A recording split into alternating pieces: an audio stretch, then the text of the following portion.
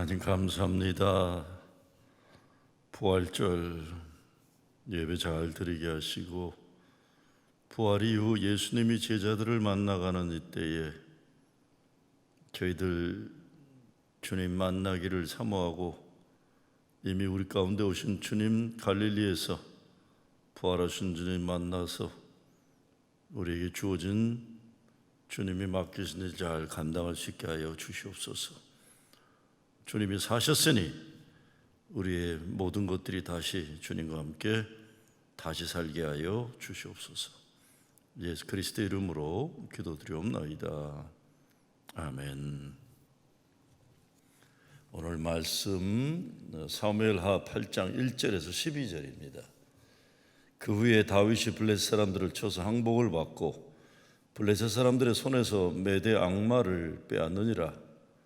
다윗이 또 모압을 쳐서 그들로 땅에 엎드리게 하고 줄로 재어 그 두 줄 길이의 사람은 죽이고 한 줄 길이의 사람은 살리니 모압 사람들이 다윗의 종들이 되어 조공을 드리니라.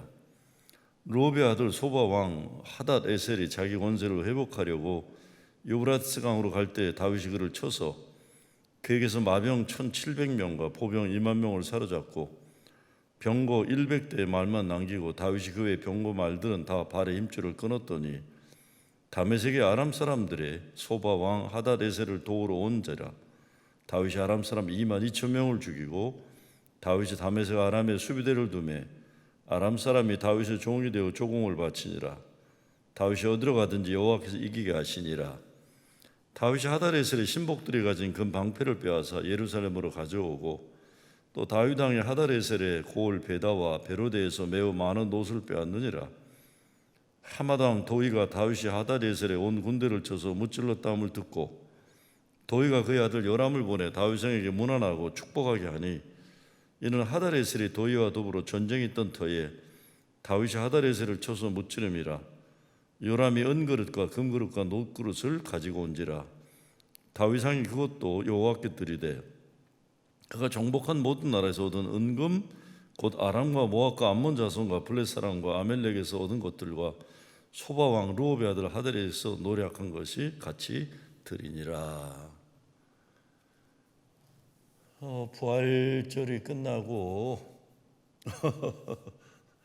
다른 데도 모르지만 대부분 날씨들이 또 굉장히 좋은 곳입니다. 뉴욕도 80도가 갑자기 넘어가서 하와이 사는 사람도 부럽지 않은 그런 분위기가 지금 오고 있는데요. 사실 교회는 감사주일 전 준비부터 연말 때문에 바쁘죠. 그리고 또 사순절 시작하면 그 기간은 특별히 목회자들, 교회도 마찬가지지만 바쁩니다. 뭐가 많고 잘해야 되고. 그래서 부활절이 끝나면, 예배가 끝나면 다 특별히 미국 교회는 그냥 여름 동안 휴가 분위기로 이렇게 가잖아요. 오늘 본문에 보니까 다윗 왕이 열심히 싸우는 겁니다. 열심히. 솔직히 저 오늘 본문 이렇게 보다가 분위기가 너무 안 맞아가지고 좀 아이고 이거 참 내 마음의 분위기와 좀 다르다.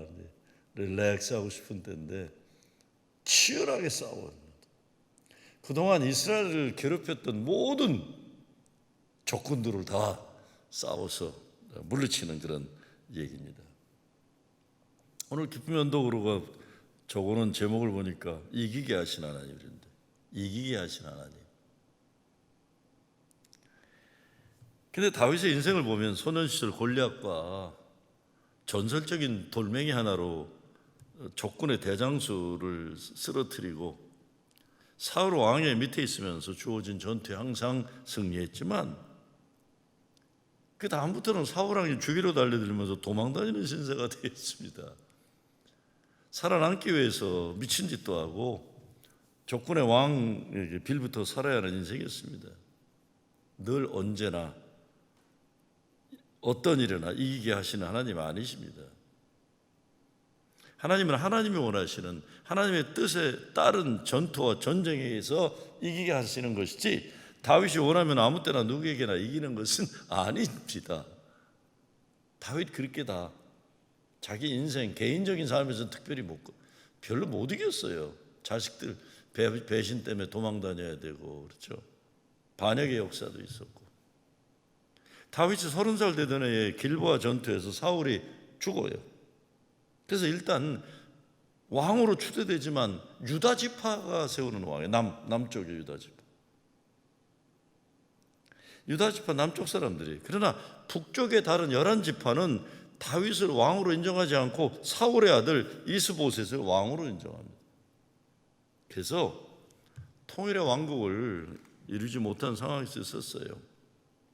그런데 이스보셋이 암살당하죠. 그래서 12지파 전체의 지지를 받아 통일된 이스라엘의 왕이 비로소 될 수 있었던 겁니다.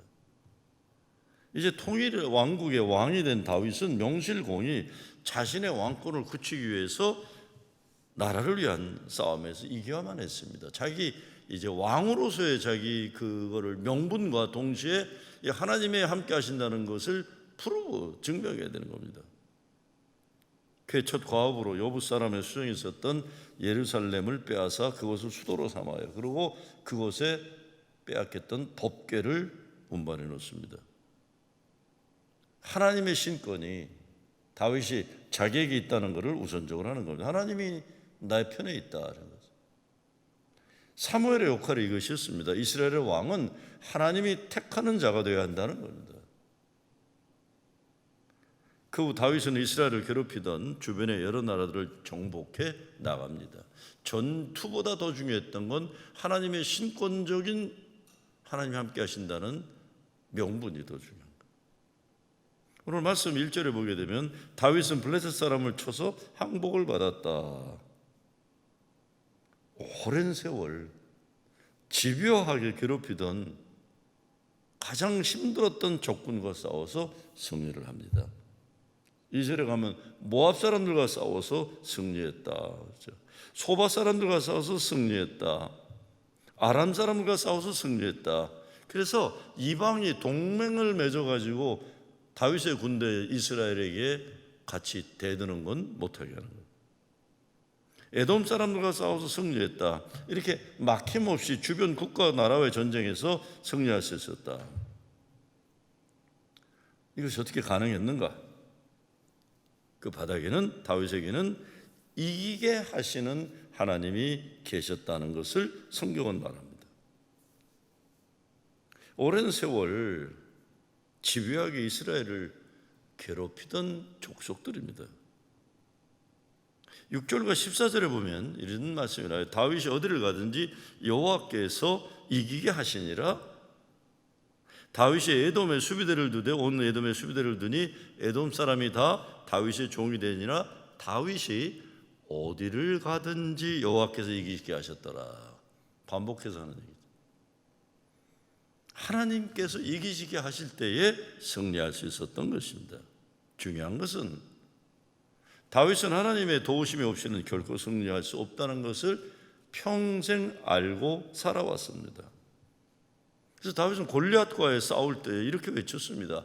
여호와의 구원하심이 칼과 창에 있지 아니함을 이 무리로 알게 하리라. 전쟁은 하나님께 속한 것인즉 그가 너희를 우리 손에 붙이시리라. 우리도 인생 살면서 작고 큰 이겨야 하는 또 이기고 싶은 것들이 있습니다. 그래서 애를 씁니다. 때로는 수단 방법 가리지 않으려고도 합니다. 근데 교회 싸움도 보면요, 나중에는 막 이겨야 된다는 것 때문에 왜 싸우는지도 잊어먹고 싸우잖아요. 저는 뭐 교단 분리 때문에도 보면은 목사는 뭐 발언도 제대로 못하는 무장해제 당한 사람이니까 그냥 가만히 있는 이 과정만 이렇게 잘 되도록 돕는 역할을 하는데, 뭐 교인들 중에 들어보면 말도 안 돼요. 별일도 다 해요. 무조건 이기려고 그래. 저 사람 싫으니까 이거 반대한다는 겁니다. 아니, 교단 분리 문제가 그게 무슨 상관이 있습니까?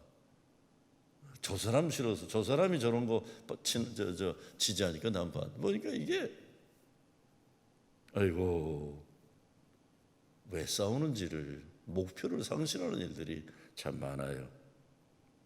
다윗을 통해 우리가 배워야 하는 것은 하나님이 기뻐하시는 싸움에서 이겨야 한다는 겁니다. 이것이 하나님이 기뻐하시는가 이런 거죠. 내가 뭘 원하는가, 내가 뭘 싫은가가 아니라 이것이 하나님이 기뻐하시는 일인가, 하나님의 이름이 거룩되게 하는 일인가, 교회가 주의 몸된 교회로 바로 세워지는 일인가 이런 거죠. 하나님이 이기게 하신다는 것, 하나님이 이기게 안 하시면 이길 수가 없는 겁니다. 다윗에게 기름 부은 사무엘의 어머니 한나가 이런 말을 해요. 사무엘상서 2장 6절 8절에서 여호와는 죽이기도 하시고 살리기도 하시며 음부에 내리기도 하시고 올리기도 하시는도다. 여호와는 가난하게도 하시고 부하게도 하시며 낮추기도 하시고 높이기도 하시는도다. 가난한 자를 진토에서 일으키시며 빈핍한 자를 거름더미에서 드사 귀족들과 함께 앉게 하시며 영광의 위를 차지하게 하시는도다. 땅의 기둥들은 여호와의 것이라. 여호와께서 세계를 그 위에 세우셨도다. 하나님이 이기게 하지 않으시면 이기지 못한다는 거예요. 그러니까 저는 그렇습니다. 모든 문제에 있어서 교회마다 다 입장이 다릅니다. 형편이 다르고. 아니 교회마다 다르잖아요. 왜 그걸 우리 서로 존중해 줘야 됩니다. 이기게 됐다는 거는 하나님이 이기시면 되는 거예요. 하나님이. 근데 그 하나님이 이기시는 게 동서남북 다를 수도 있죠. 뭐 그 교회를 위해서 하나님이 다 획일적으로 하시는 일이 어디 있겠습니까? 그러니까 이거를 그냥 내 편은 하나님 편, 나 반대편은 사탄, 이런 거는 그건 아주 유치한 짓들이죠. 하나님이 내가 사랑하는 이 교회를 위해서는 무엇을 승리로 여겨주실까? 또 투표하고 그러면 결정이 나면 여기에는 하나님의 어떤 깊은 뜻이 있을까? 왜 내가 꼭 이겨야 됩니까? 여호와께서 이기게 하신다. 주님이 승리하시는 분이 되게 하는 일, 그게 쉽진 않죠. 문제는 하나님이 아무에게나 이기게 하시지 않으신다는 것입니다. 하나님은 전쟁 승리를 담아낼 만한 믿음의 그릇이 된 사람에게 하신다는 겁니다. 안 되면 안 되는 거죠. 뭐 안 됐나 보다. 아직 우린 준비가 안 됐나 보다. 이런 거죠. 그렇지 않으면 승리가 그 사람을 패망하게 하는 첩경이 돼요. 하나님이 원하지 않으시는데 승리했다? 패망이죠. 사울 왕이 그 문제가 있었던 겁니다. 전쟁에서 승리하고 하나님이 말씀하신 것 따르지 않았습니다. 다 사울은. 그리고 전쟁 승리하고 자기를 위한 기념비를 세우는 거예요. 그러니 다윗이 자기가 명한 전쟁에서 승리해도 사람들이 다윗을 좋아하는 것 같으니까 질투를 하게 돼요.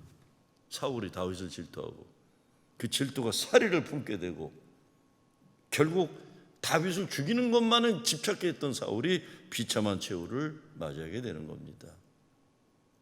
오늘 본문 보면 계속 적군을 죽이고 복종시키고 종으로 삼는 게 끔찍합니다. 4절에 보면 그 마병 1,700과 보병 2만을 사로잡고 병거 100승의 말만 남기고 그 외 병거의 말은 다 발의 힘줄을 끊었더니, 아이고 발의 힘줄을 끊어요. 잔인합니다. 그냥 죽이지 그걸 그렇게 발의 힘줄까지 끊어. 그러나 이런 내용을 반복해서 밝히는 것은 다윗이 하나님의 명령에 절대적으로 순종할 뿐만 아니라 전적으로 하나님만 의지했다는 거죠. 사울에게서 하나님 마음이 떠난 이유가 바로 이것입니다. 사무엘 선지자를 통하여 사울에게 왜 하나님의 명령에 불순종했는지를 물으니까 백성이 당신의 하나님 여호와께 제사를 하여 양과 소의 가장 좋은 것을 남겼다라고 변명을 하는 겁니다. 변명에 이 사무엘 선지자가 뭐라고 합니까? 여호와께서 번제와 다른 제사를 그 목소리 순종하는 것을 좋아하신 같이 좋아하시겠느냐? 순종이 제사보다 낫고 말씀 듣는 것이 수양의 기름보다 낫더라 그랬어요. 그리고 뭐라고 합니까? 왕이 여호와의 말씀을 저버렸으므로 여호와께서 왕을 버려 이스라엘 왕이 되지 못하게 하셨음이니라. 전쟁에 승리하면 뭐예요? 하나님 말씀을 순종 안 했는데 그러면 끝나는 거죠. 패망이에요. 그다음부터 전쟁만 승리했지. 왜 하나님은 전쟁에 승리하는 이후 거의 모든 경우에 전리품을 취하지 말고 다 진멸하라고 하셨을까요? 전체는 아닙니다. 거의 다 그런 거죠. 그렇지 않은 경우도 있었죠. 전쟁의 목적으로요, 전쟁 끝나고 전리품 목적으로 삼지 말라는 겁니다. 전쟁 끝나면 내가 이거 다 차지한다 이런 게 아니에요. 하나님 말씀 순종과 하나님의 것을 지키기 위한 전쟁에만 관심 가지라는 것입니다. 우리 인생에도 이기하는 전투가 있을 것입니다. 하나님 기뻐하시는 하나님 영광을 위한 목적이어야 합니다. 다윗이 전쟁에서 승리하고 얻은 전리품을 가지고 11절에 보면 성전 건축을 위한 제물로 바칩니다. 이것들이 훗날 솔로몬 성전 건축에 사용되죠. 출애굽에도 보면 금을 가지고 금송아지 만들어서 우상 숭배하다 저주받고 죽는 인간들이 있는가 하면 그 금을 가지고 성막을 짓는데 헌금한 바친 사람들도 있는 겁니다. 사도 바울은 그래서 고린도서 10장 31절에서 그런즉 너희가 먹든지 마시든지 무엇을 하든지 다 하나님의 영광을 위하여 하라고 얘기하는 겁니다. 그리고 오늘 본문 뒤에 나오는 12절에 보면 하나님께서는 공의롭게 행하는 자에게 이기게 하시는 은혜를 베풀어 주신다고 했어요. 다윗이 온 이스라엘 다스려 모든 백성에게 공과 의를 행하였어요. 그랬어요. 전쟁에서 승리한 이후에 왕의 지도력이 어떤지 승리 이후에 평가되는 거예요. 혁명에 성공한 후 혁명의 리더가 진정 그 민족과 나라를 위한 그 혁명의 목표를 위한 거기에 집중했는지 아닌 자기 개인의 권력욕에 사로잡힌 인간이지 그때부터 구별되는 겁니다. 승리 이후에. 자기 권력욕에 빠진 혁명의 승리 지도자들 가운데 그래서 생명을 내놓고 함께 전투에 참여했던 동지들을 숙청하는 일을 우선으로 했던 공산혁명 리더들이 얼마나 많았어. 쿠바의 카스트로가 체케바라부터 다 숙청시키잖아요. 가장 앞장서서 쿠바 혁명에 앞장서 지도를 먼저 숙청시켜 나가는. 중국이 모택동이 그랬고 북한의 김일성도 그렇고. 다윗은 나라가 안정되자 공과 의를 가지고 나라를 다스려 평안 중에 거하게 했다는 겁니다. 우린 지금 어떤 전쟁과 전투를 하고 있습니까? 하나님 이름을 거룩하게 하는 싸움이어야 됩니다. 하나님이 뜻하시는 전쟁이어야 됩니다. 그리고 선한 싸움은 의로운 싸움이어야 합니다. 전쟁에 승리하고 사울처럼 불행해지면 안 되는 거죠. 그렇죠? 교단에 우리는 나간다. 승리했다. 근데 나가서 정말 하나님이 기뻐하시는 교회가 아니라 그게 무슨 승리겠습니까? 아니다. 우리는 교단에 남는다. 그래서 교인 총회 투표가 3분의 2 못 봐서 부결됐다. 우리가 승리했다. 대부분 부결은 소수가 3분의 2니까 3분의 1 정도가 승리하는 거예요. 그리고 남아죠. 그럼 어떡하겠습니까? 안 되는데. 법적으로 3분의 1을 못 받으면 안 되죠. 받았다고 그래도 뭐 교단에서 뭐 어마어마한 돈을 요구하는 교회들 못 나간다. 만약에 못 나가게 된다. 그럼 남아서 정말 주님이 기뻐하시는 교회 돼야 되는데 남거나 나가거나 주님과 아무 관계없이 그냥 싸움만 잘하는 교회가 돼버리면 이게만큼 불행한 거는 이런 불행이 어디 있습니까? 이런 불행. 정말 이 싸움이 주의 기쁨과 영광이 되는 싸움인데 우리는 어떤 상황에서도 어떤 현실이 되어도 오직 주님만 주의 뜻만 더도 아니요 덜도 아니요 다른 것 아닌 그것만을 위한. 그리고 우린 승리와 패배가 어디 있겠습니까? 주님의 뜻이 이루어지도록 최선 다하는 것들. 승리는 하나님께 속한 것이. 다윗처럼 하나님을 위한 전쟁에 승리하고 하나님 기쁨과 영광이 되어야 되는 거죠.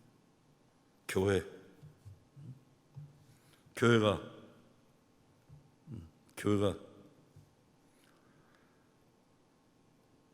전쟁과 전투가 현장이 된다는 것 참 안타까운 현실이면서도 교회 역사가 그랬으니까요. 과연 무엇이 주의 기쁨이고 영광인지 가장 중요한 건 내 속을 들여다보는 하나님이 뜻하시는 싸움. 내 뜻이 아니라 주여 내가 주의 뜻을 따르게 하여 주시옵소서. 내 뜻이 주님의 뜻인 줄 믿습니다가 아니라 주님의 뜻을 내가 따르게 하여 주시옵소서. 거기에 나의 승리가 어디 있습니까? 주님의. 교회가 망가지고 나면 그게 주의 몸된 교회가 망가졌는데 무슨 승리입니까? 아파하고 오히려 고난의 속에서 주님의 구원을 역사를 또 겸허하게 또 들여다볼 수 있는 그 믿음으로, 이 믿음에서만, 하나님이 이기게 하시는 거룩한 전쟁에서만 승리하는 여러분 되시길 주의 이름으로 축원합니다. 주님 감사합니다. 어려운 때, 아픈 때, 그런 때에 우리가 놓여 있습니다. 근데 하나님 부활의 주님이 내가 살았으니 너희도 내가 살았으니 너희도 살았다. 갈릴리에서 만난다 하십니다. 더더욱 주님 우리가 낮아지게 하시고 땅에서 하나님 나라 선포와 아픈 자들 고치고 악한 영을 물리치는 주님의 목회를 갈릴리에서 부활한 주님과 함께 최고 최선의 믿음으로 승리하게 하여 주시옵소서. 예수 그리스도의 이름으로 기도드리옵나이다. 아멘.